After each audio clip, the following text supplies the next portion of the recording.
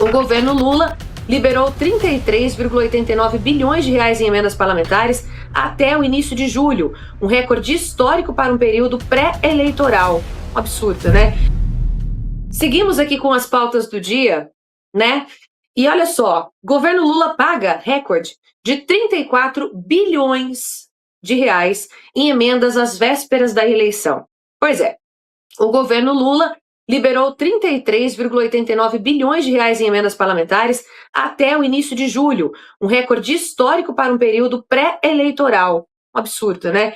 E é mais do que, na verdade, foi pago o ano inteiro de 2022, a última eleição presidencial. A corrida foi para liberar tudo antes do defeso eleitoral. Na verdade, começou dia 4 e proíbe esses repasses. Mas a pergunta que fica, Darcio, é o seguinte, não só para você, mas também quero ouvir da nossa audiência aqui no chat. É o orçamento normal ou é a máquina pública irrigando a campanha de olho na reeleição? Qual que é a sua opinião sobre esse tema aqui? Olha, a resposta já está dada. A gente sabe que é assim que funciona hoje o centrão na política. Portanto, aqui eu não quero fazer uma defesa do Lula. Por favor, me compreendam. Não confundam as coisas. Não existe nada pior do que o Lula em atividade política no planeta. Eu considero o Lula um dos seres mais abjetos da política no planeta. Mas qualquer que fosse o presidente teria que pagar a emenda. Vocês lembram da discussão acerca das emendas no período Bolsonaro? Porque a gente sabe como funciona esse tipo de político fisiológico que coloca a faca no pescoço do executivo. E quanto pior o executivo, e aí sim a culpa é do Lula, quanto mais corrupto, quanto pior ele é, quanto menor a aprovação popular, mais esses vampiros do legislativo trabalham para poder sugar. E sugam da jugular do povo mesmo, porque essa emenda aí é dinheiro público. Agora, é importante deixar claro, do mesmo jeito que a gente reprova o governo Lula, do mesmo jeito que a gente reprova esse tipo de política fisiológica, a gente passa a anuir, ou seja, dar anuência, ou seja, aprovar, quando a gente mantém esse tipo de personagem na política. Eu vejo direto várias pessoas falando, não, eu vou votar em fulano de tal, do União não sei o quê, da Federação não sei o que lá. E eu falo, caramba, como é que a gente quer mudar o país escolhendo esse tipo de personagem? Então, infelizmente, Laísa, esse aí é o mensalão institucionalizado. É a compra da vontade popular, ou seja, é a vontade popular sendo vendida pelo parlamentar para o executivo por dinheiro público. É um atentado contra a democracia. Isso sim é um ato antidemocrático. Mas, obviamente, a gente não vai ter nenhum tipo de ação, porque, aparentemente, essa é a gordura do sistema e o sistema não vai trabalhar contra a sua própria picanha, né? Porque eles têm picanha, o povo não. Com certeza. E, inclusive, tá, na verdade, cada vez mais difícil a gente ter picanha mesmo, né, Darcio? Tá um negócio complicado. Eu vi que você falou do poder de compra, né, de nós brasileiros, e o negócio tá cada vez mais difícil. Hoje mesmo fui fazer compras e fiquei assustada. Cada vez que a gente vai ao mercado, por mais que você tente pesquisar, por mais que você faça o dever de casa, né, fica cada vez mais difícil realmente. E isso até que o deputado Luiz Lima trouxe sobre o salário mínimo do Brasil, né, é uma vergonha saber que a gente está só acima da Venezuela em relação a isso.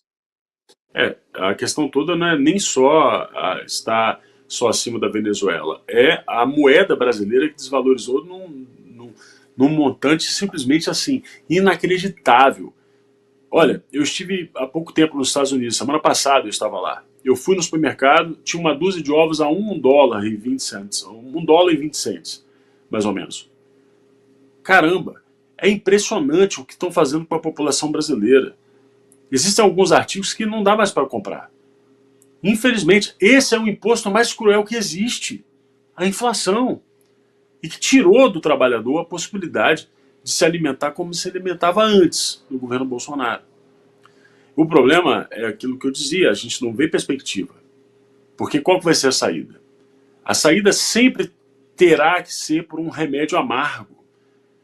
O que o PT tem feito com o Brasil é um negócio assustador. E o surpreendente é como que 81%, segundo a Genial Quest, da população brasileira entende que perdeu o poder de compra e esses 81% não aparecem nas pesquisas eleitorais. Ora bolas, não é estranho isso? Como é que o Instituto de Pesquisa consegue aferir que a população está insatisfeita porque não consegue mais comer e esses números não aparecem na desaprovação do pior governo da história, que é o governo Lula? Tem alguma coisa muito errada nisso aí. E aí aqui eu já aproveito para parabenizar Flávio Bolsonaro. Vocês viram o que o Luiz Lima disse.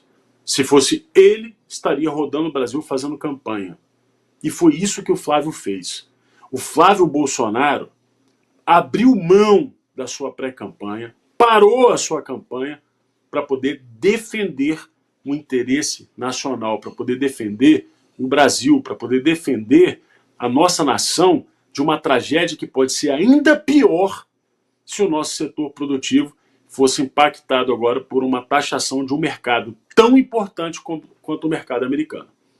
É importante dizer isso, por quê? Porque nós temos um governo e uma imprensa, uma grande imprensa criminosa, que não reverbera de forma adequada quando a China impõe uma tarifa de 55%, como eles fizeram em dezembro do ano passado em relação à carne brasileira.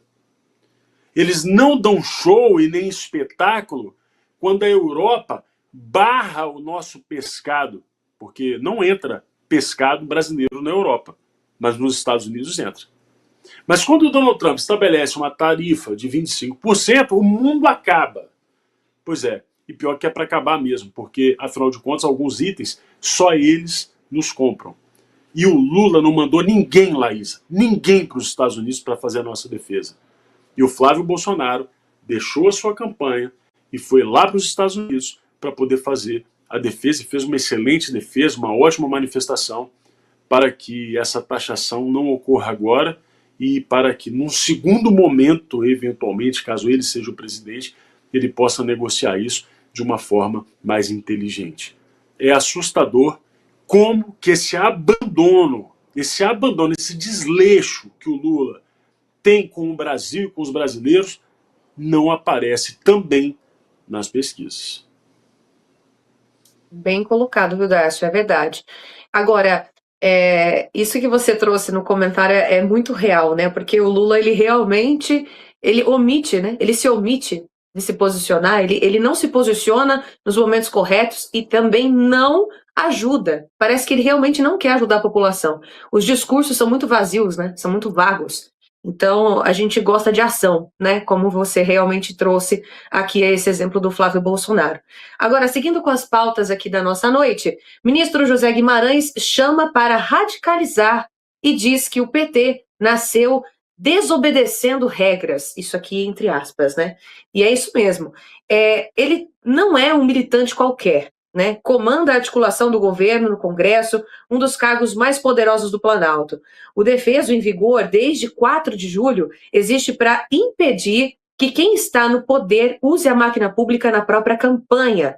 2 dias depois, diante de servidores, o ministro pregou ir para cima e campanha mais radicalizada possível. Isso cabe no direito de fazer campanha ou passa por cima das restrições eleitorais? Enfim, onde que você acha, Darcio, que termina o direito de um partido fazer campanha e começa o uso indevido do cargo público e da máquina do Estado?